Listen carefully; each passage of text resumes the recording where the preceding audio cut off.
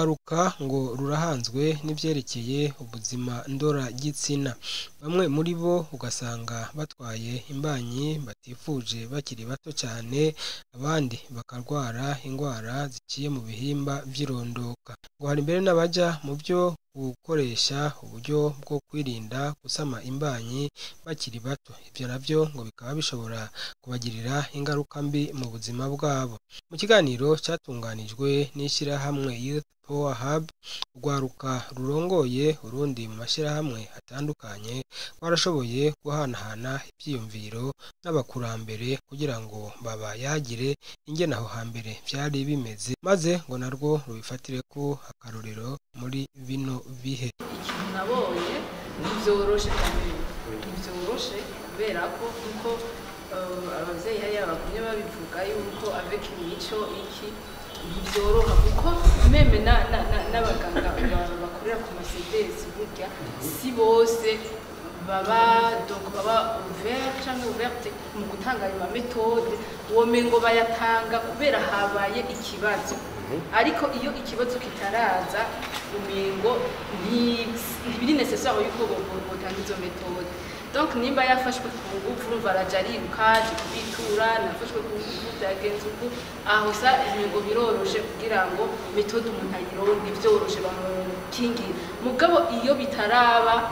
akaza kubitura nyene uje gusaba ivyo bintu nyene haro nyene uwo ubona ko atobitahura rero hari abajene benshi baca batinya reka dufate nk'ubu ni CDS kwegera hafi par exemple uzi neza ko uwo muntu arakuzi ugaca ugenda ngumva ngo ushiremo akagegene cyangwa ngo urumva ngo ushaka kuva mu kiyo tunini wumva ngo manje ko gukora imibonano mpuzabitsina ngo ndashaka kuva mbe ndikigira hakiri kare ntihagire icyo urumva nawe nyine urumva nisonereka birateye isoni hariho ko igihugu gitunganya ibintu bijanye n'ubuzima ndora gitsina ndamito birazwi yuko umwana atarashikana imyaka 18 mu bisanzwe akakora imibonano mpuzabitsina n'uwundi muntu mu gihe ari umukobwa uwo muntu afatwa nk'umuminere ashobora gufungwa imyaka ishika kuri 25 nimba baturize ntabyo nibo nashaka kubaza nkamwebwe mwumvise nk'umuntu umupsikopa canke wundi muntu umwana aritora uwo basohokana ugasanga aramuruta canke wanashima fate wewe ari majeur hama umwana wawe aracari umuminere ukaca usanga urabimenye yuko baryamana mu byifata nko gute eske muri babandi bavuga ati tugiye kudenonsa regard canke shaka kumva nyene ico mubibona ko kubona ko umwana wawe donc akiri mu mineur mu bisanzwe nibaza yuko decision nkuko igihugu kibitegura abataragera kugira decision nyene yiwe cane gose sinzi ko mu nico kibazo shaka kubaza ari nk'umwana wawe uvyakira gute umwana wanje ari mu mineur ngasanga ndatohoza ngasanga uwo ari kumwe ameze nk'abangana niya myaka yabo nyine y'ugusina fate nkone yiga mu kintu yiga mu 9 abo nabo bakwadekuvra nabo ntibaziriye ngo ntibabaziriye bari abo bahanura bona begiruka bagenza kuduhanura bakoje kwara bamwe ngano kuri ari umuntu hamwe bajere nyine akuze ariko no mwana cyane umure ahubwo no mudenosa rwose gusoka hano nije karore uravye abanyeshuri batwara imbanyi avant l'âge de 18 ans bazwi bamenyekana barenga 3400 umwaka umugambo n'umudu rumonadi aho ni milieu scolaire PNC none abo bantu bavuze kwiki banzegeze ngana imbanyi zitwara 17 18 16 ans a milieu scolaire uzivuze kwiki twareza ko abenshi n'amajoni bahe n'abindi madame yakanga n'abagendana n'abasumba cyane kandi hajya iyo umuntu agusumba akubwira ngo fata ahagukoza kugira ibintu nawe akubwira ngo urugoro dafite amatanga rero je la position ya protocole duplikiza no fa gushira gusa mu kurera ayisabye gastere no fa gushira mu bikunda ko shusha mu bastere ya protocole national nagose mwambere ibyo bahuze bitsina umufisa akunze adishakora ndamufise kaza kubyara kwe prince ayitewe n'undi akuze nkabe abayisansi babiri umwana ayitegura cyo yiteguye gusa no kubikora mwana yiteguye kurongora nzare amukarindira musomye sindi kwa munyu kandi arakuze wowe muteye arakuze yaranje nabanye yaranje nabanye university nabonye ujuri mu rero arakuze yarasimye imbere naravuze bisigaye ibirenzo biraha rero rero bwa masigaye bwa muri kaminuza bonye Burundi nuze bazitegure babagira uko nyine mbwa ikinga nakurikiza niba bishobora bazabarongora byasaba ziraha namba tuzi tubona yuko environ 14 millions dans le monde abana bakiba abadolescents batwara inda none pose akaba ari muri Afrique subsaharienne nuko nikibazo nuko turafise ibintu byinshi kandi n'ibintu tugana tumva mu ibarabara donc umva kugira ati ukoresheje preservative yoguhe irahera mu haraho ikigahera mu koka muravyo tugacumba umenga ni ibintu biteye ubwoba hama bakundanye nabo ariko akantu nta confiance tugira donc bazi ko ikiwe uvuga dukoresha nta confiance donc turafise ibintu by'imwa tutaratahura neza niyo ubonye umuntu yiswagiye kugura muri farumasi urabona yuko hari undi muntu abanzamira ko inyegeza umenga je donc n'uburozi umenga bombe uvuga rero hatasigaye yangorane donc iyo sensibilisation yoba komisa twumve yuko ari kugira twikingira rero umuntu mugendana kuvuga kugendana abahungu n'abakobwa c'est normal mugabo wewe ushira mu mutwe uti je ndazi ko narashobora kwimbira jewe osite nazoba ndashikaho nkorera akazi ngire ninashara mukanda nayitwaye nzoba responsable y'umwana wanje nzomurera j'évite yuko nduba kumwe n'umuhungu ahantu turi twenyine j'évite ça hama kandi byaramfashije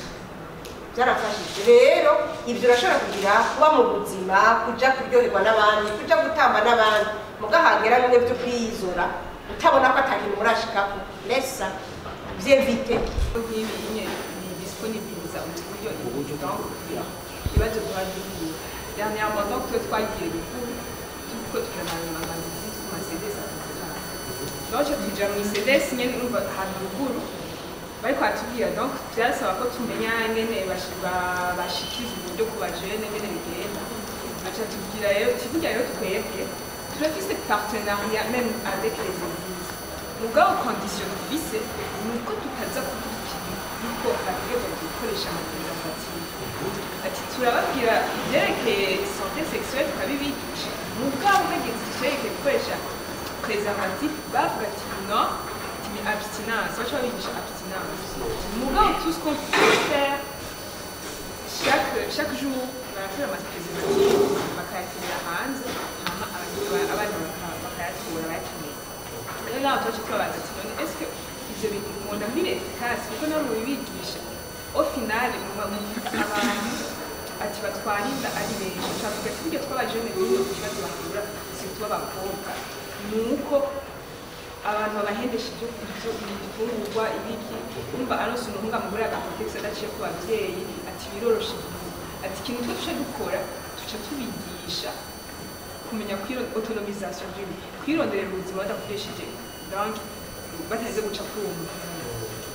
rero twe tukivuga twasize ari intambamyi kuko twaciye dusanga abo bajene bafise ibintu badashobora kuza gushikira kuko bavuga ati ko biri kose ntibaza kunyemera ko nza gutwatiza amatiyo donc kugira ubari nayiguha nuko wagiye nyene hari indani ukabegera kwasi gatije ko genda kose imbere hama bakayiguha umuntu wese maze kuganira n'abajene cyo dusanga nabo bafise ibintu byinshi par exemple quand ati twebwe mu twari tuzi yuko twarashitse batuzimana hama bacomba tuko tumufana zakoka tukavuga yo urashaka kumufana yakoka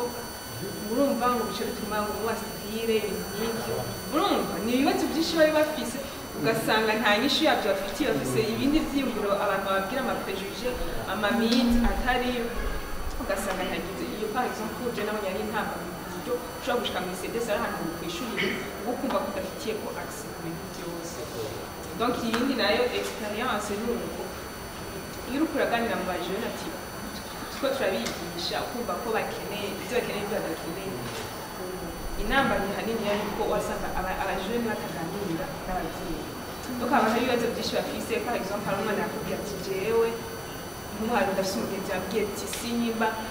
nkene guhera ibihere mu mazi byebere abajene bagira muri adolescence bambye ngo nisige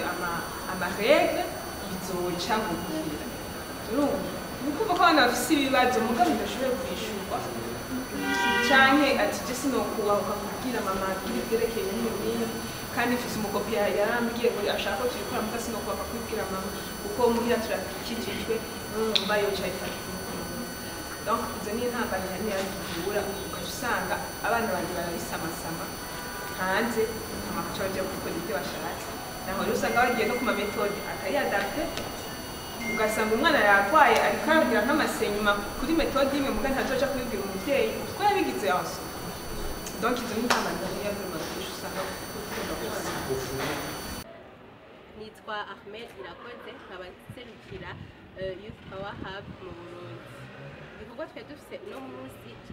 cari ikiyago hagati y'amageneration abiri novuga abadukurira hamwe n'abajene bote twayaze ku bijanye n'ubuhinga bwo kwikingira méthode contraceptive ca tuyaga no ku bijanye na grossesse non désirée inda zitifuzwa. Ico kiyago rero cari kugira abajene bisanzurira abavyeyi kuko turumva ko kera abavyeyi barayagira abana babo abavyeyi rero bariko barayagira abana babo bababwira bobo bakiri bato ingene vyari bimeze hamwe n'abajene bagaca bavuga ingene ivyabo bimeze akunguko nuko abakiri bato hariho vyinshi bahigiye batari bazi. Twagize imana haba harimo n'abantu bakora mu bijanye n'amagara y'abantu bashobora kubasigurira cyane barababwira n'ubuhinga bushasha busigaye buhari abajene batari bazi. Abajene bahakuye kandi ko hariho abavyeyi bahanura abana babo kandi ikindi kintu abajene bahakuye uno munsi nuko ari vyiza kuyaga hagati y'urungano ufise information nziza ukayiha abo mungana ukayaga kuko si ibintu bikiri ibinyegezwa ni ibintu bihari kandi tubonye ingene inda zitifuzwa ziguma zigwirirana ngaha mu Burundi ca tubona yuko vyari bikwiye yuko ugwaruka bimenya kandi rukikingira. Twamenya abari batumiwe